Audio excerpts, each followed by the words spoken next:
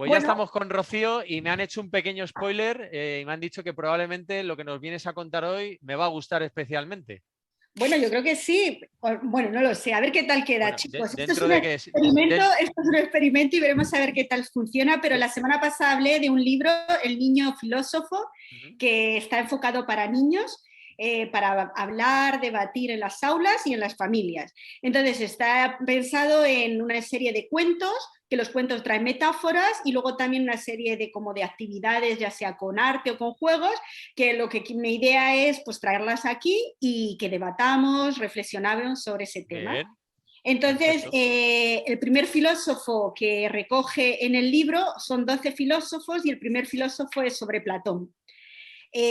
Rápidamente voy a decir, Platón fue pues, un filósofo griego, fue discípulo, fue alumno de Sócrates y Aristóteles fue su estudiante también. Entonces él fue el que dio toda la información de Sócrates, porque Sócrates todo lo hacía oralmente, y él fue el que escribió ideas sobre Sócrates, que en general así Platón se basa en el mundo entre esa dualidad que tenemos entre la razón y el corazón. Entonces, el cuento se va a basar un poco en sobre cómo entendemos las cosas, si más por la razón o por las emociones o el corazón. Entonces, bueno, después os haré un par de preguntas sobre el cuento y pues hablaremos un poco qué perspectiva lo veis. Brighton, de Richard Middleton. El sol salió lentamente e iluminó un mundo enterrado bajo la nieve centelleante. Había caído una fuerte helada durante la noche y el viento frío hacía desprenderse de los árboles un polvillo fino de nieve. Un vagabundo que había dormido junto a la carretera despertó y comenzó a sacudirse la nieve que le cubría. Luego se incorporó sorprendido. ¿Cómo? Se dijo. Yo creía que estaba en la cama y resulta que he dormido toda la noche en la cuneta de la carretera. Estiró los brazos y las piernas y acabó de sacudirse toda la nieve de encima. Al levantarse, el viento frío le produjo un estremecimiento. Es una suerte que me haya despertado. Podía haberme helado mientras dormía. Echó a andar por la carretera en dirección contraria a los montes. Al poco rato vio a un chico parado en la carretera. No tenía abrigo y su delgada figura parecía aún más débil en medio de aquel ambiente helado.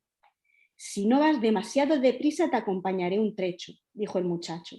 Se siente uno muy solo al caminar sin compañía a esta hora del día. El vagabundo asintió. El pasado mes de agosto cumplí 18 años, añadió el muchacho, y llevo ya 6 años caminando. Yo me caí anoche junto a la carretera y allí mismo me quedé dormido, dijo el vagabundo. Es un milagro que no haya muerto de frío. El muchacho le miró con atención. ¿Cómo sabes que no estás muerto?, le preguntó. No te comprendo, dijo el vagabundo. Tú llevas menos tiempo que yo de vagabundo, dijo el muchacho con voz ronca. La gente como nosotros pertenecemos a la carretera. No podemos librarnos de ella, ni siquiera al morir. Yo llevo ya 6 años andando por aquí. Pero, ¿crees que no he muerto?, preguntó. Me ahogué cuando me bañaba en Margate y más adelante me mató un gitano con una barra de hierro. Me aplastó la cabeza. Y he muerto congelado 2 veces, como tú anoche. Y en esta misma carretera me ha atropellado un coche. Sin embargo, aún sigo andando. No lo puedo evitar. Ni muerto. Te aseguro que no podemos librarnos aunque queramos. Le acometió un acceso de tos. El vagabundo esperó a que se recobrara. Será mejor que te pongas un rato mi abrigo. Tienes una tos horrorosa. No entiendes nada, ¿verdad?, dijo el muchacho furioso. De repente se desplomó y el vagabundo le cogió en brazos. El vagabundo miró hacia atrás. Divisó a lo lejos las luces de un coche que se acercaba en silencio a través de la niebla. Soy médico, dijo el conductor al detenerse. ¿Qué es lo que ocurre? Y auscultó la respiración forzada del muchacho. Tenía pulmonía, diagnosticó. Lo llevaré al hospital. Puedo llevarle también a usted, si lo desea. Prefiero seguir andando, dijo el vagabundo. El muchacho parpadeó débilmente cuando lo subían al coche. Hasta pronto, dijo en voz baja el vagabundo. Toda la mañana la pasó el vagabundo caminando sobre nieve medio derretida. A mediodía descubrió un granero solitario y se metió en él a dormir. Cuando se despertó era de noche y reemprendió la marcha por los caminos embarrados. No había andado mucho cuando una figura endeble surgió de la oscuridad y fue a su encuentro. Si no vas demasiado deprisa, te acompañaré un trecho, dijo en voz familiar. Se siente uno muy solo al caminar sin compañía a esta hora del día. Pero, ¿y tu pulmonía?, exclamó el vagabundo. He muerto esta misma mañana, dijo el muchacho. Y ese es el cuento. Joder. ¿Y ese es un cuento teóricamente para niños? ¿Es un cuento como los de Galeano para adultos? Porque la verdad es que sí, es difícil. es un poco complejo. Yo os voy a hacer unas par de preguntas y vamos a ver qué podemos sacar de ello.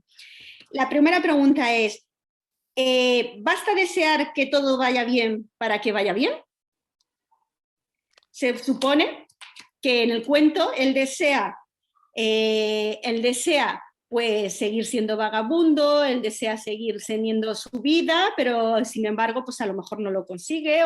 Entonces, ¿basta desear que todo vaya bien para que vaya bien? ¿O a veces te ves condicionado a que no vaya bien? La segunda, ¿no?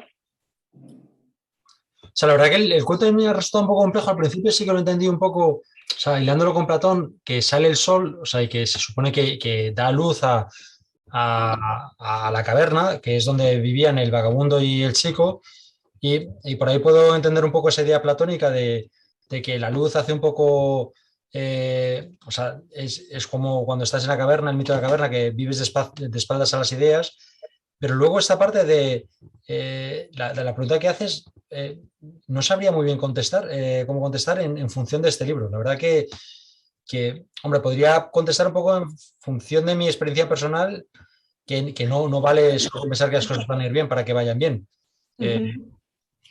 Sí, la verdad es que no. Es cierto que el cuento no es nada no es nada fácil y no lo deja claro, la verdad.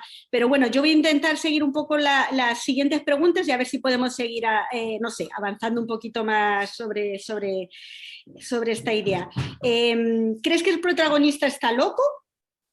¿El que cuenta la historia? ¿Crees que es una historia que es coherente o que tiene, o sea, de repente un vagabundo que camina por la ciudad? ¿Qué parte tiene de realidad? ¿Qué parte tiene de no cierta? Que conoce a alguien que le dice que está muerto y el otro le dice, pero ¿de verdad estoy muerto? ¿No estoy muerto? ¿Qué es lo que quiero? ¿Yo quiero continuar la vida? ¿No?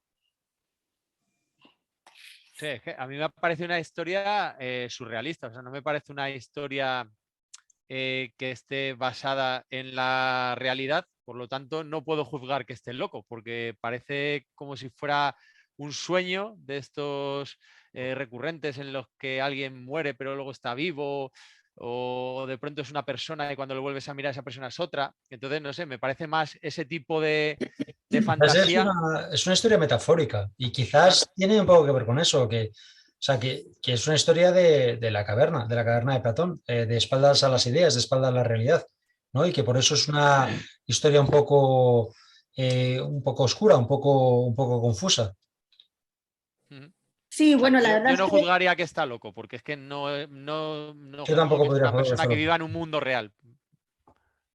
Sí, yo creo que, bueno, yo tampoco lo tengo claro, la verdad que es un cuento un poco difícil de entender, pero yo creo que es un poco la idea entre efectivamente esas contradicciones entre a lo mejor lo que tú crees, ¿no? Y a lo mejor lo que tú sientes, ¿no? Y cómo él tiene esa idea de caminar por el mundo, de continuar, de como que parece que todo es posible, pero luego se da cuenta pues que es más complicado, a lo mejor, ¿no? Que es duro, que hace frío, que a lo mejor la gente que se encuentra no es real, o bueno, pues esas contradicciones, ¿no? Que te vas encontrando en la vida.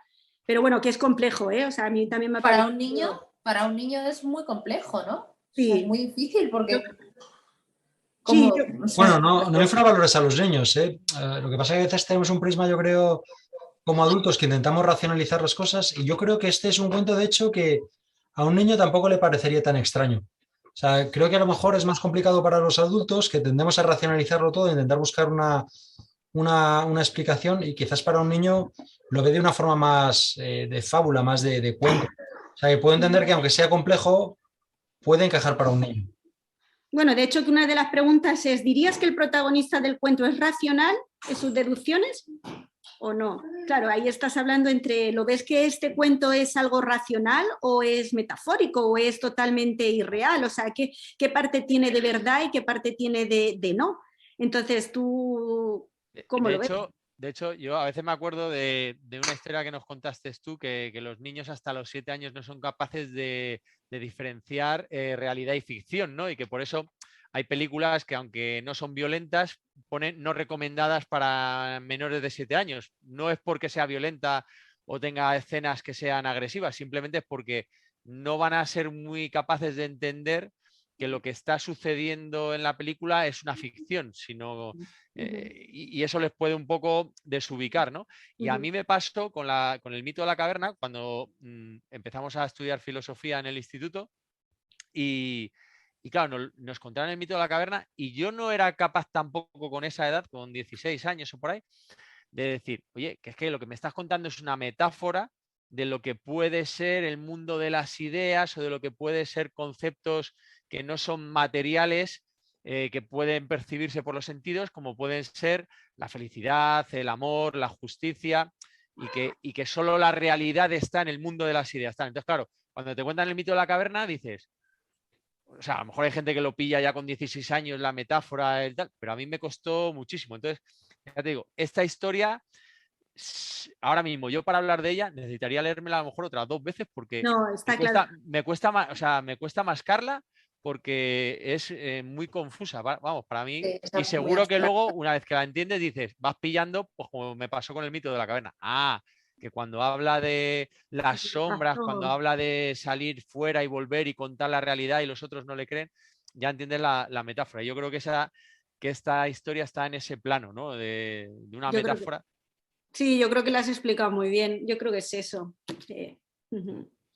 Pero Sí, bueno, no, que de todas maneras no todos los cuentos son así, ¿eh? No, He no, pero empezado por el primero porque, bueno, pues por continuar un poco la historia de los filósofos, que para empezar la historia de la filosofía siempre empieza con los filósofos griegos, que es Platón y Aristóteles, y luego va a ir pasando hasta Nietzsche, Freud, o sea, hay muchas Pero qué guay esto, ¿no? Puedo ver otra historia. Está bien, ¿eh? Yo creo un poco, yo le daría a lo mejor, o incluso si queréis la paso, si queréis, la semana antes para que le echéis un vistazo y veáis también un poco de lo que para que la masquemos un poco. Claro, y que a lo mejor genere un poco más de debate y vengamos más preparados, ¿qué os parece? Hombre, yo creo que ha generado debate porque al final hemos estado aquí. Sí, oye, es verdad que nos estamos...